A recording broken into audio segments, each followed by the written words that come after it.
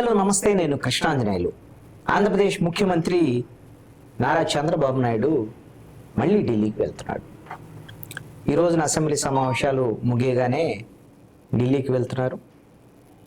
ఆయన ముఖ్యమంత్రి అయిన తర్వాత ఈ నెల రోజుల కాలంలో ఇది మూడోసారి ఢిల్లీకి వెళ్ళటం. ఏంటి చంద్రబాబు నాయుడు పదే పదే ఢిల్లీకి వెళ్తున్నారు? దీని వెనక రాజకీయ కారణాలు ఏమైనా ఉన్నాయా? నిన్నటి వరకు మాజీ ముఖ్యమంత్రి వైఎస్ జగన్మోహన్ రెడ్డి ఢిల్లీలోనే ఉన్నారు. ఆంధ్రప్రదేశ్ ప్రభుత్వం అరాచకాలు జరుగుతున్నాయి. ఇక్కడ శాంతి భద్రతలు అదుపు తప్పాయి. రాష్ట్రపతి పాలన పెట్టాలని ఢిల్లీలో ఏకంగా ధర్నానే చేశాడు. అక్కడ జాతీయ పార్టీలన్నింటినీ కూడా సహకారం అడిగారు. కొంతమంది వచ్చి మద్దతు తెలియజేశారు. నానా హడావుడి చేశాడు.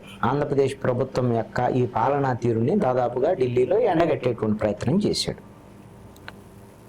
అలా జగన్మోహన్ రెడ్డి ఢిల్లీ నుంచి ఏపీకి రాగానే చంద్రబాబు నాయుడు ఢిల్లీకి వెళ్తున్నాడు. ఏంటి ఏమైనా జగన్మోహన్ రెడ్డి అరెస్టుకు సంబంధించినటువంటి విషయంలో కేంద్ర ప్రభుత్వం వైపు నుంచి గ్రీన్ సిగ్నల్ కోసం ప్రయత్నం జరుగుతుందా అనేటువంటిది చర్చ జరుగుతుంది. ఏంటి, ఏ కేసుల్లో జగన్మోహన్ రెడ్డిని అరెస్ట్ చేస్తారు ఏంటి అనేటువంటి జగన్మోహన్ రెడ్డి మీద నమోదైంది ఒకటే కేసు. ఎంపీ రఘురామకృష్ణరాజుని సిఐడి కస్టడీలో కొట్టినటువంటి కేసుకు సంబంధించినటువంటి దాంట్లో మాత్రమే కేసు నమోదైంది, ఎఫ్ఐఆర్ అయింది. మిగతా వాటిలో ఇంతవరకు ఏం కేసులు పెట్టలేదు. బహుశా ఆ కేసులో హడావుడిగా అరెస్ట్ చేస్తారని అనుకోవాల్సినటువంటి అవసరం లేదు. మరి దేని మీద కేంద్ర పెద్దలని సహకారం కోరుతున్నారు చంద్రబాబు నాయుడు? ఏ కేసుల్లో జగన్మోహన్ రెడ్డిని జైలుకు పంపించేటువంటి ప్రయత్నాలు జరుగుతున్నాయి అనేటువంటి విషయాన్ని కనుక మనం ఒకసారి ఆలోచిస్తే, ఆంధ్రప్రదేశ్ ప్రభుత్వం వరుసగా వైట్ పేపర్స్ రిలీజ్ చేస్తుంది వివిధ శాఖలకు సంబంధించి. ఎక్సైజ్కు సంబంధించినటువంటి దాంట్లో అతిపెద్ద కుంభకోణం జరిగింది, ఢిల్లీ లిక్కర్ స్కామ్ కన్నా పెద్దది అనేటువంటి దాని మీద జగన్మోహన్ రెడ్డి 30,000 కోట్ల రూపాయలు స్వాహా చేశాడు అనేటువంటి దాని మీద వైట్ పేపర్లో ఆధారాలు ఇవన్నీ కూడా తీసుకున్నాం. దాంట్లో సిఐడి దర్యాప్తుకి మేము ఆదేశిస్తామని కూడా చంద్రబాబు నాయుడు చెప్పుకున్నాడు. ఈడీ దర్యాప్తు కూడా దీంట్లో మేము కోరతాము అని అడిగారు. అంటే ఈడీ దర్యాప్తు జరపాలంటే కేంద్ర ప్రభుత్వం, కేంద్ర హోంమంత్రిత్వ శాఖ ఆమోదం తెలియజేయాలి.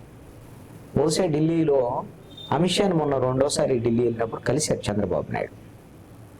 ఇప్పుడు మళ్ళీ ఢిల్లీ వెళ్ళిన తర్వాత ఏమన్నా అమిత్ షాతో కానీ కేంద్ర హోంమంత్రిత్వ శాఖ అధికారులతో కానీ ఆయన ఏమైనా సంప్రదింపులు జరుపుతారా? ఈడీ ఎక్సైజ్కు సంబంధించినటువంటి ఈ కుంభకోణం విషయంలో జగన్మోహన్ రెడ్డి మీద నేరారోపణలకు సంబంధించి దర్యాప్తుని ఈడీ ద్వారాగా కోరేదానికి అవకాశాలు ఉండొచ్చా? అదేవిధంగా మైన్స్, ఇసుక, వీటికి సంబంధించినటువంటి విషయాలు అన్నింటిలో కూడా మొత్తం ఆధారాలను సేకరిస్తున్నారు. కాబట్టి ఆ కేసులు కింద నమోదు చేస్తే, హడావుడిగా కేసులు నమోదు చేస్తే ఒకళ్ళు అరెస్ట్ చేస్తే అరెస్ట్ చేయొచ్చేమో. కేంద్ర ప్రభుత్వం నుంచి సహకారం ఉంటే మాత్రమే జగన్మోహన్ రెడ్డిని పూర్తి స్థాయిలో బెయిల్ రాకుండా జైల్లో పెట్టడం అనేది సాధ్యమైద్ది అనేటువంటిది అందరికీ తెలిసినటువంటి విషయమే. అందుకని కేంద్ర ప్రభుత్వం ఆమోదం కోసం ఏమన్నా చంద్రబాబు నాయుడు ప్రయత్నం చేస్తున్నారా? మరి కేంద్ర ప్రభుత్వం అందుకు జగన్మోహన్ రెడ్డి అరెస్టుకు గ్రీన్ సిగ్నల్ ఇస్తుందా లేదా అనేటువంటిది చూడాల్సినటువంటి అంశం. అయితే చంద్రబాబు నాయుడు ఇప్పుడు వెళ్తుంది ఏంటి అనేటువంటి దాని మీద మాత్రం ఒక షెడ్యూల్ ఇచ్చింది ఆంధ్రప్రదేశ్ ప్రభుత్వం. ఏమిటి అంటే, నీతి ఆయోగ్ సంబంధించినటువంటి కీలక సమావేశంలో ప్రధానమంత్రి నరేంద్ర మోడీ నేతృత్వంలో జరిగేటువంటి ఆ సమావేశంలో ముఖ్యమంత్రి చంద్రబాబు నాయుడు పాల్గొంటారు. మళ్ళీ ఆ సమావేశం అయిన తర్వాత తిరిగి వస్తారు అనేటువంటిది అఫీషియల్ ప్రోగ్రామ్.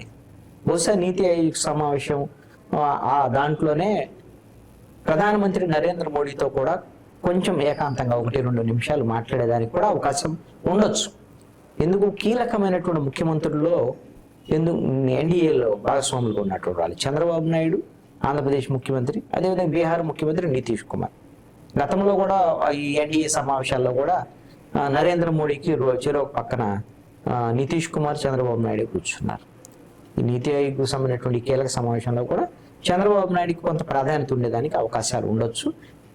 ప్రధానమంత్రితో కూడా ఈ సందర్భంగా మాట్లాడేదానికి అవకాశాలు ఉండొచ్చు. మరి ఇద్దరూ చేస్తున్నారు ప్రయత్నంలో. ఒకవైపున జగన్మోహన్ రెడ్డి కేంద్ర ప్రభుత్వం మీద ఒత్తిడి తీసుకొచ్చి మాకు రాజ్యసభ సభ్యులు ఉన్నారు, మాకు 11 మంది రాజ్యసభ సభ్యులు ఉన్నారు, 4 ఎంపీలు ఉన్నారు, మేము మీకు సహకరిస్తాం అనేటువంటిది ఇప్పటికే ఇంతకుముందే చెప్పారు ఎన్డీఏ వాళ్ళకి. అయితే మొన్న వెళ్ళినప్పుడు మాత్రం ధర్నాకి ప్రధానమంత్రి అదేవిధంగా హోంమంత్రి మాత్రం అపాయింట్మెంట్ అయితే ఇవ్వలేదు, వెనక్కి తిరిగి వచ్చాడు. ఇది ఇప్పుడు ఉన్నటువంటి పరిస్థితుల్లో మరి చంద్రబాబు నాయుడు వెళ్ళి మరి కేంద్రం ఆల్రెడీ ఎన్డీఏలో భాగస్వామిగా ఉన్నారు కాబట్టి చంద్రబాబు నాయుడు విజ్ఞప్తిని కేంద్ర ప్రభుత్వం అంగీకరించి జగన్మోహన్ రెడ్డి అరెస్ట్కి ఏమైనా గ్రీన్ సిగ్నల్ ఇస్తుందా చూడాల్సినటువంటి పరిస్థితి. Thank you.